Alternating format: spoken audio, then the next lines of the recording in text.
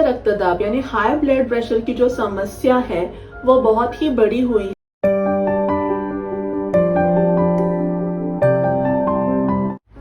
नमस्कार, मैं डॉक्टर स्वाति हनवेकर आरोग्य हेल्थ रेमेडीज हिंदी में इस नए हिंदी चैनल पे आप सबका बहुत तहे दिल से स्वागत करती हूँ। सबसे पहले मैं सब दर्शकों की क्षमा मांगती हूँ कि बहुत से दिन हो गए मैंने मेरे पुराने चैनल पे भी कोई नया वीडियो पोस्ट नहीं किया था। उसके कुछ पर्सनल रीजंस थे मेरे, लेकिन अभी से हम लोग हिंदी और मराठी इन दो भाषाओं में हिंदी और मराठी आरोग्य हेल्थ रेमेडीज इस चैनल पे वीडियोस पोस्ट करने वाले हैं। तो आज का जो हमारा वीडियो का विषय है वो हमारे देश में ही नहीं बल्कि दुनिया भर में जो एक गंभीर समस्या बनी हुई है और उस समस्या के कारण बहुत सी बीमारियां बढ़ रही है, उस विषय पे हमारा आज का वीडियो है। और आज का वीडियो बहुत ही महत्वपूर्ण है। तो मैं आशा करती हूँ कि आपको आज का ये मेरा नया हिंदी वीडियो, जो मैं पहली बार हिंदी चैनल पे नया वीडियो पोस्ट कर रही हूँ, वो आपको पसंद आएगा। और जो दर्शक मेरे इस चैनल पे नए हैं उनसे मैं दरख्वास्त करती हूँ कि प्लीज आप बेल आइकन प्रेस करके मेरा चैनल सब्सक्राइब करिए और उसी के साथ ऑल नोटिफिकेशन भी प्रेस करना ना भूलें, क्योंकि उससे क्या होगा कि आपको जो मेरे चैनल पे नए जो वीडियोस आते हैं उसके नोटिफिकेशंस टाइम टू टाइम मिलते रहेंगे। तो आज का ये वीडियो बहुत इंपॉर्टेंट है, तो आप ये वीडियो अंत तक जरूर देखें। तो सभी को पता है कि पूरे दुनिया में और भारत में भी उच्च रक्तदाब यानी हाई ब्लड प्रेशर की जो समस्या है वो बहुत ही बड़ी हुई है और उस समस्या से बहुत से लोग जूझ रहे हैं। और उस समस्या को लेकर बहुत से सवाल आप लोगों के मन में होते होंगे कि एक बार अगर ये हाइपरटेंशन हो गई तो वो ठीक होती है या नहीं, दवाइयां अगर शुरू कर दी गई तो वो बंद कर की जा सकती है या नहीं, या हाइपरटेंशन को कंट्रोल करने के लिए कोई और तकनीक है क्या, अन्य पैथी में उसके लिए कौन से उपाय उपचार हो सकते हैं क्या। ये सब बहुत से सवालों के जवाब आपको आज की इस वीडियो में जरूर मिलेंगे, ये मैं आपसे वादा करती हूँ। तो सबसे पहला सवाल है कि ब्लड प्रेशर होता क्या है। जो खून यानी ब्लड हमारे शरीर की जो रक्त वाहिनियां होती है उनमें से बहता है, तो उस वक्त जो प्रेशर उन रक्त वाहिनियों पे या ब्लड वेसल्स के वॉल्स पे जो पड़ता है उसको हम ब्लड प्रेशर कहते हैं। और अगर आपकी जो ब्लड वेसल्स है वो जो अगर नैरो या संकुचित होंगी और उससे जब ब्लड बहता है तो उसके कारण आपका ब्लड प्रेशर बढ़ा हुआ मिल सकता है। आपने ये जरूर देखा होगा कि जब डॉक्टर आपका ब्लड प्रेशर चेक करते हैं तो वो दो रीडिंग्स आपको बताते हैं, एक होता है सिस्टोलिक और दूसरा होता है डायस्टोलिक ब्लड प्रेशर। तो ये सिस्टोलिक और डायस्टोलिक ब्लड प्रेशर जो है उसके हिसाब से ये जो हाइपरटेंशन है ये 5 ग्रुप्स में बांटा गया है। तो जो पहला ब्लड प्रेशर का लेवल है वो नॉर्मल प्रेशर है, वो जिसमें सिस्टोलिक ब्लड प्रेशर 120 होता है और डायस्टोलिक ब्लड प्रेशर 80 रहता है, अप टू 80 रहता है। दूसरा प्रकार है जिसमें ब्लड प्रेशर थोड़ा सा बढ़ा हुआ मिलता है, इसमें सिस्टोलिक ब्लड प्रेशर यानी ऊपर का जो रीडिंग होता है वो 120 से 129 के बीच में होता है, और जो डायस्टोलिक ब्लड प्रेशर होता है वो 80 से ज्यादा होता है। स्टेज 1 हाइपरटेंशन में क्या होता है कि सिस्टोलिक ब्लड प्रेशर 130 से 139 की रेंज में रहता है और जो डायस्टोलिक ब्लड प्रेशर होता है वो 80 से 89 की रेंज में रहता है। स्टेज 2 हाइपरटेंशन में सिस्टोलिक ब्लड प्रेशर 140 से या उससे ज्यादा रहता है और डायस्टोलिक ब्लड प्रेशर 90 से ज्यादा रहता है। और स्टेज 3 हाइपरटेंशन में सिस्टोलिक ब्लड प्रेशर 180 से ज्यादा रहता है और डायस्टोलिक ब्लड प्रेशर 120 से ज्यादा रहता है। तो डॉक्टर्स जो मशीन यूज करते हैं ब्लड प्रेशर चेक करने के लिए, उसको अंग्रेजी में हम स्पिग्मोमैनोमीटर बोलते हैं। और ये 3 प्रकार का होता है, एक होता है डायल टाइप, दूसरा होता है जिसमें मर्क्यूरी का यूज किया जाता है, और तीसरा जो लेटेस्ट है वो डिजिटल होता है। तो ये 3 प्रकार के मशीन्स यूज किए जाते हैं ब्लड प्रेशर चेक करने के लिए।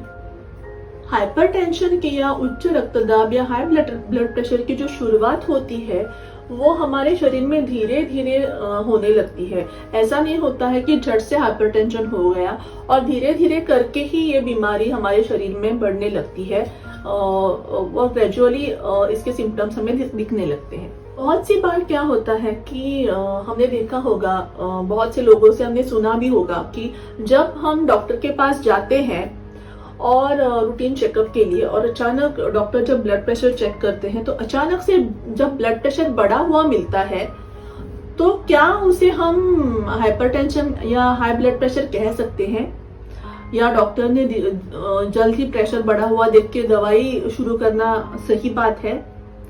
तो इसका जवाब है नहीं।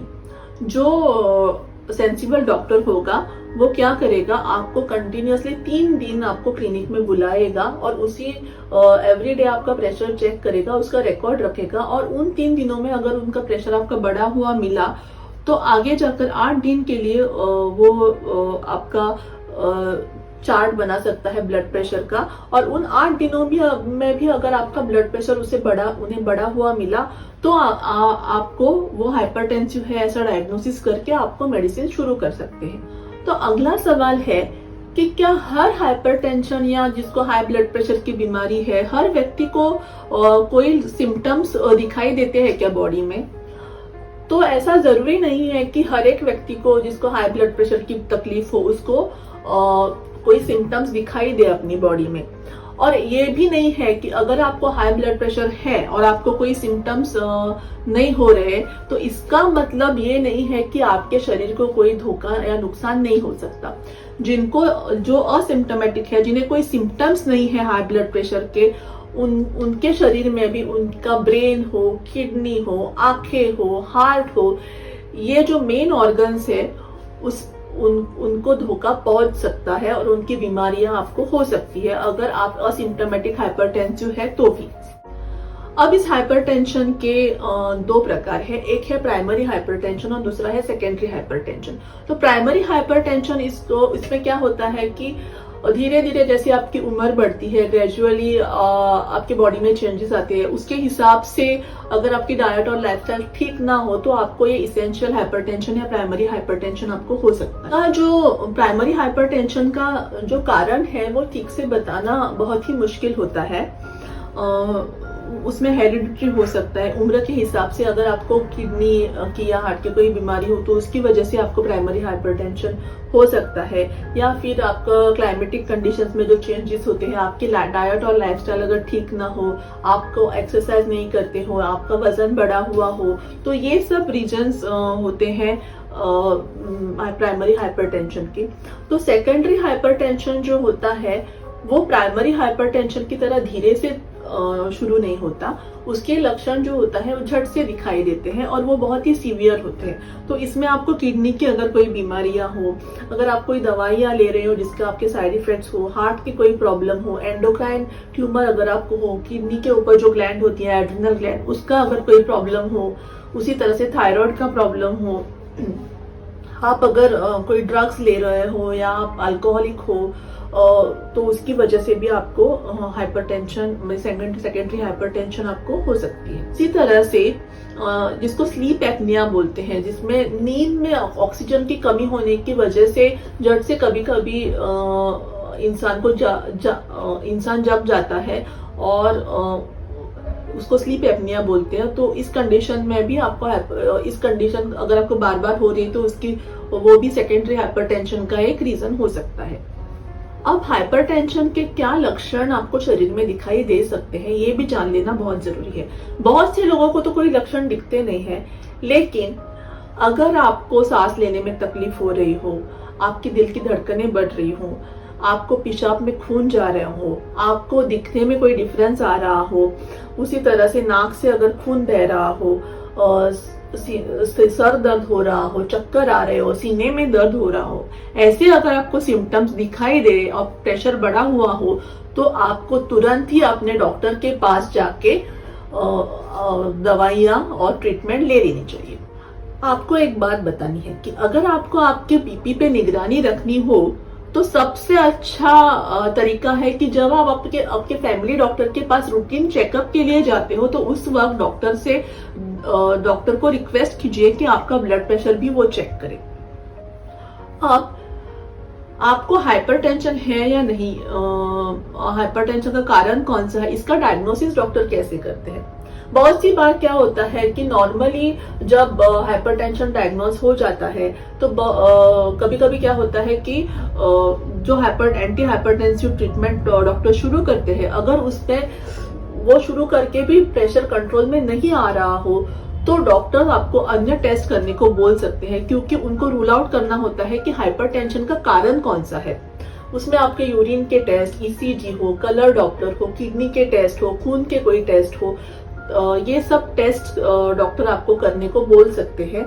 तो उससे आपके हाइपरटेंशन का जो कारण है, मेन रीजन क्या है, किस सिस्टम की वजह से आपको हाइपरटेंशन है, ये उनको जान लेने में आसानी होती है।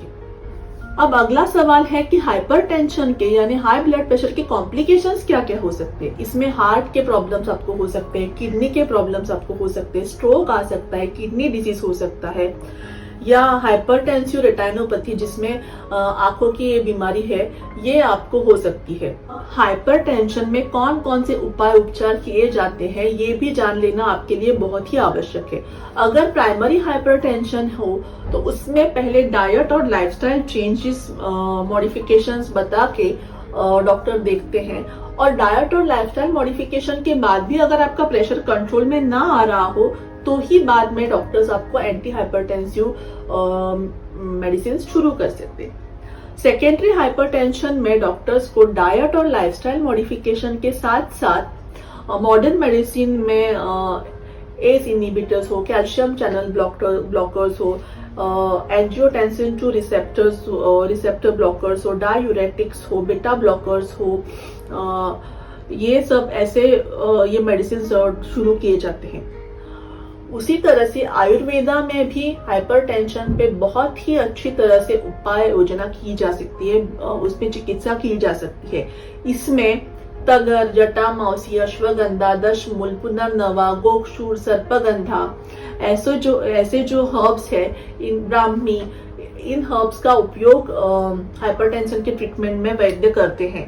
उसी तरह से पंचकर्म के उपचारों में विरेचन हो, बस्ती, नस्य, रक्तमोक्षण हो, शिरोधारा हो, इन थेरेपीज का भी अच्छा उपयोग हाइपरटेंशन के पेशेंट्स में होता है।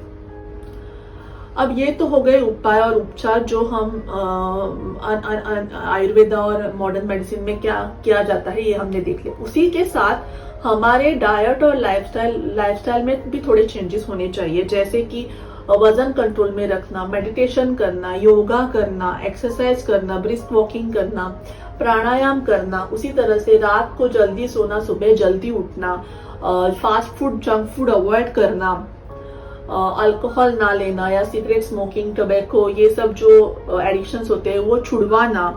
उसी तरह से स्ट्रेस कम करना, और खाने में अगर आप हाइपरटेंसिव हो तो खाने में आप नॉर्मल या आयोडाइज सॉल्ट की बजाय आप सेंधो नमक का इस्तेमाल करें, जिसका हाइपरटेंशन पे कोई भी विपरीत या दुष्परिणाम नहीं होता है। आज की इस वीडियो में हमने हाई ब्लड प्रेशर क्या होता है और उसके कारण लक्षण क्या होते हैं, उसका डायग्नोसिस कैसे किया जाता है, उसके कॉम्प्लिकेशंस क्या होते हैं, उसी तरह से उस पे उपाय उपचार कैसे किए जाते हैं और वो कंट्रोल में हम कैसे रख पाते हैं, ये सब हमने सविस्तर जान लिया है।